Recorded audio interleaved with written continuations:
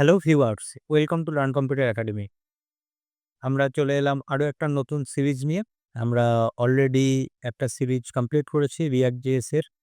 যেখানে আমরা React শিখেছি। বেসিক্যালি React.js নয়, React.js শেখার জন্য, React.js নিয়ে কাজ করার জন্য যে প্রয়োজনীয় জাভাস্ক্রিপ্ট বা অ্যাডভান্স জাভাস্ক্রিপ্টের বিষয়গুলো অবশ্যই জানা উচিত। সেই বিষয়গুলো নিয়ে আমরা একটা কিন্তু সিরিজ আমরা অলরেডি বানিয়েছি।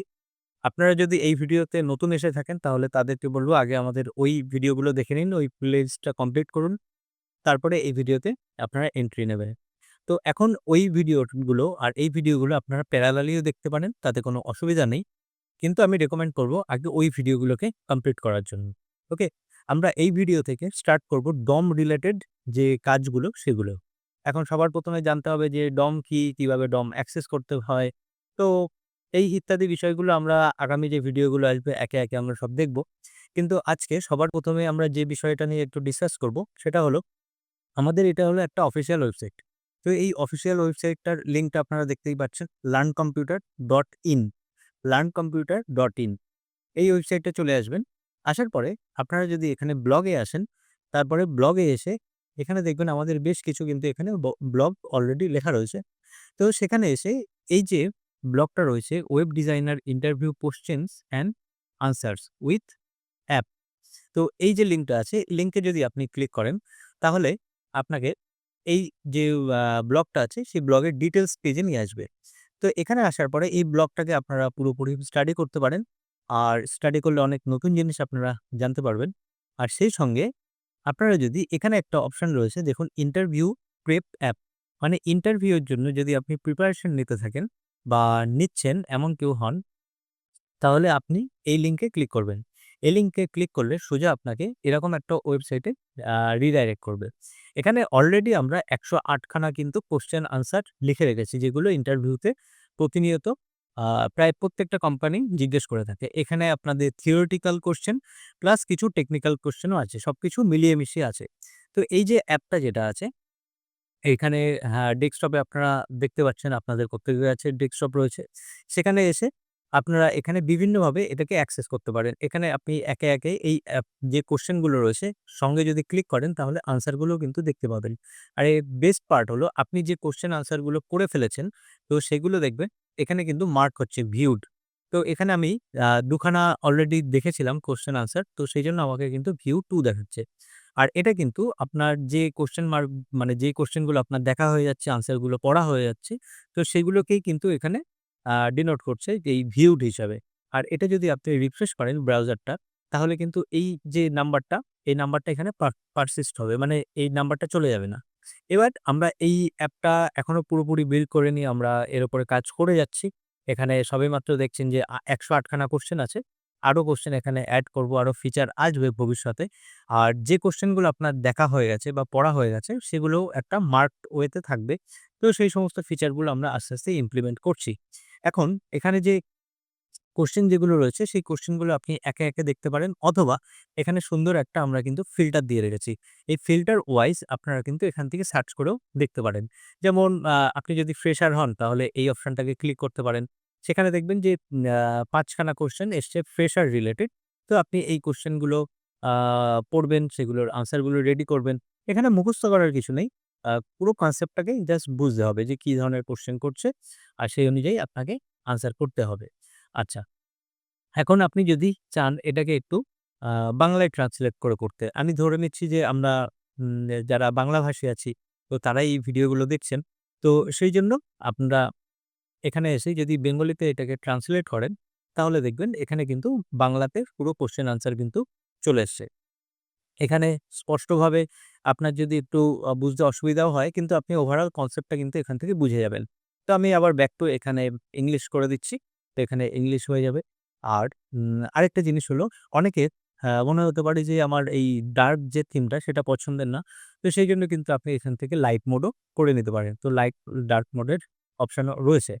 এছাড়াও আমি এখানে অল ক্যাটেগরিস এ ক্লিক করে এখানে যদি আমি পার্টিকুলার কোনো সাবজেক্ট আমি যদি জানতে চাই, আ সাপোজ আমি যদি এখানে লিখি যে জাভাস্ক্রিপ্ট, তো জাভাস্ক্রিপ্ট লেখার পরে যদি আমি এন্টার করি তাহলে এখানে জাভাস্ক্রিপ্ট রিলেটেড আপনার কিন্তু সমস্ত কোয়েশ্চেন উইথ আনসার এখানে কিন্তু দেখাচ্ছে।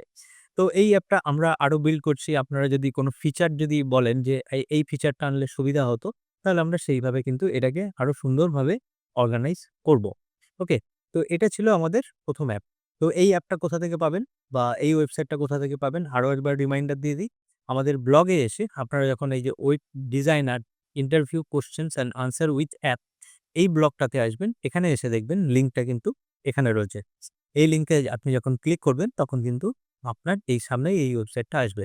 আর আপনি যদি আপনার প্রোগ্রেসটাকে মানে অনেকগুলো কোয়েশ্চেন আনসার করে ফেললেন, তারপরে মনে করলেন যে না আমি আবার ১ম থেকে শুরু করতে চাই। তো সেইজন্য আপনার কাছে একটা রিসেট প্রোগ্রেস রয়েছে। এটাকে রিসেট করবেন, সমস্ত কিছু আবার নরমাল হয়ে যাবে। আপনি আবার ১ম থেকে শুরু করতে পারবেন। তো এই অ্যাপটা ইউজ করবেন, করে আমাদের কমেন্ট সেকশনে জানাবেন যে কেমন লাগলো আর কি আরো ইমপ্লিমেন্ট করা যেতে পারে, কি ফাংশনালিটি। তাহলে আমরা এটাকে নিয়ে আরো বেশি আপডেট করব। আশা করি এক্ষেত্রে আপনাদের ইন্টারভিউর জন্য আপনারা কিন্তু রেডি হতে থাকবেন। কারণ আমরা যেমন শিখছি, শেখার পরে obviously আমরা তো সবাই জব করতে চাই। তো সেইটার জন্য আমরা কতটা প্রিপেয়ার হলাম সেটাও তো একবার দেখে নেওয়া জরুরি, তাই না? তো সেইজন্য এই অ্যাপটা আমরা এইভাবেই বিল্ড করছি যাতে আপনার ইন্টারভিউ দিতেও সুবিধা হয়।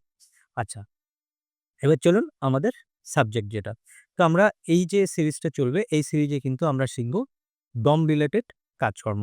তো ডম রিলেটেড কাজকর্ম অবশ্যই করে শিখতে হবে। কি জন্য? কারণ আমরা যেহেতু ফ্রন্ট এন্ড এ কাজ করছি, রিঅ্যাক্ট শিখতে যাচ্ছি। তো ডম তো অবশ্যই জরুরি। তো চলুন সবার ১ম এ আমরা আজকে আমাদের ১ম যে আমাদের ১ম যে টপিকটা, সেই টপিকটা নিয়ে স্টার্ট করছি।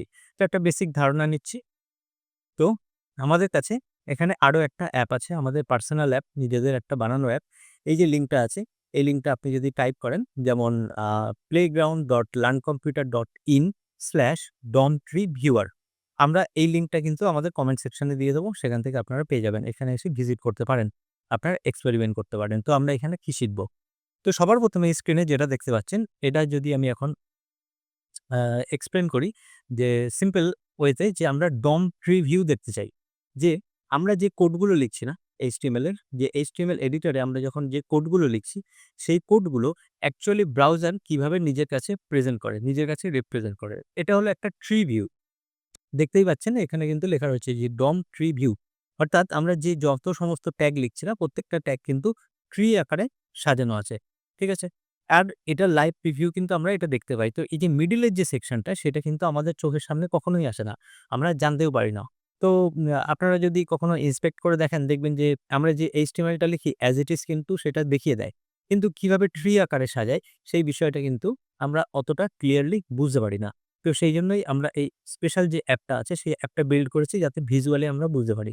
তো আমি একটা কাজ করছি, সবার ১ম এ আমি এটাকে ক্লিয়ার করে দিচ্ছি পুরো স্ক্রিনটাকে। ঠিক আছে? আমি যখন পুরো স্ক্রিনটাকে ক্লিয়ার করে দিলাম, তখন একটা ইন্টারেস্টিং পার্ট দেখুন যে আমার যখন কোনো একটা লাইনেও HTML কিছু লেখা নেই, সেই সময় খেয়াল করে দেখুন, তা সত্ত্বেও কিন্তু আমার যে ব্রাউজার আছে সেটাকে রেন্ডার করছে। কি জিনিস? একটা সবথেকে ১ম এ রয়েছে কিন্তু একটা ডকুমেন্ট। তারপরে ডকুমেন্টের আন্ডারে HTML, হেড, বডি।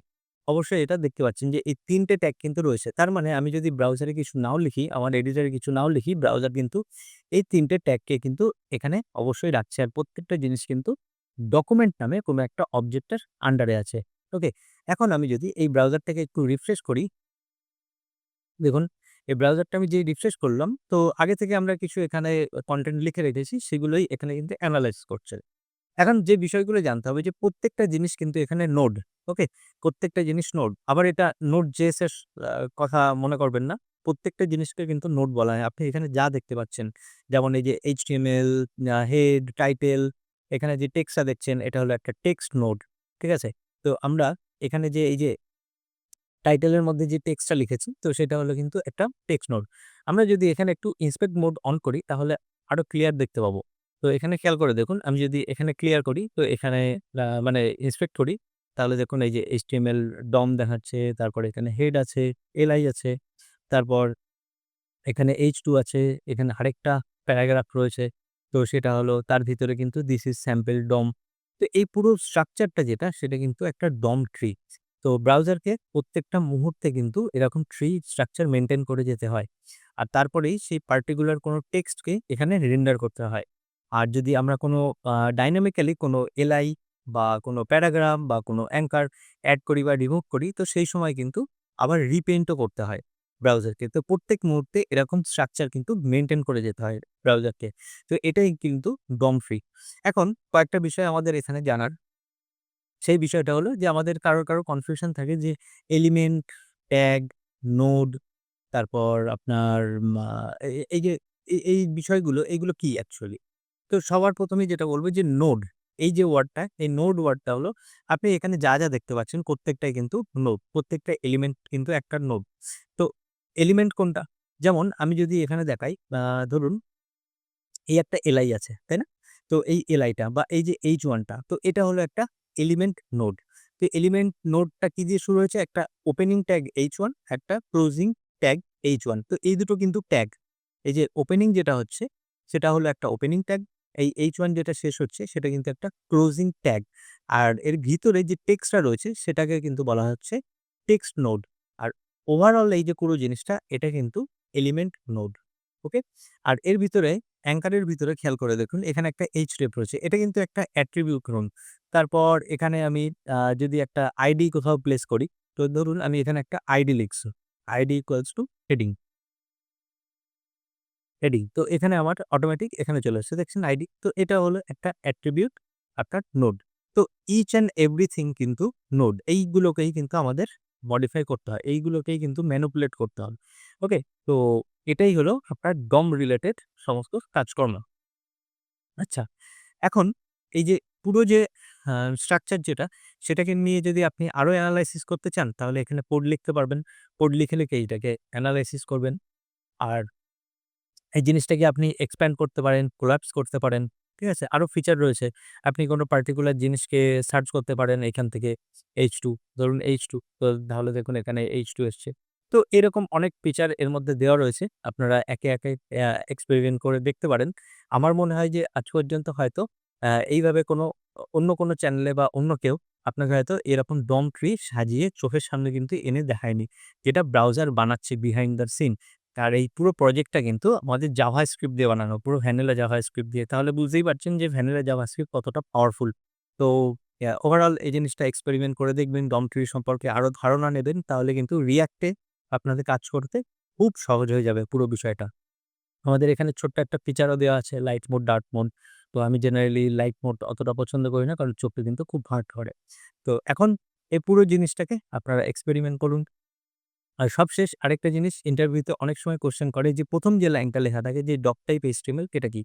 এটা কিন্তু কোনো ট্যাগ নয়। ওকে? এটা হলো একটা ডিক্লারেশন যেটার মাধ্যমে আমরা ব্রাউজারকে বলছি যে আমরা HTML5 মানে লেটেস্ট যে HTML ভার্সন সেটা ইউজ করতে চলেছি। এটা কিন্তু কোনো ট্যাগ নয়। এটা একটা ডিক্লারেশন মাত্র।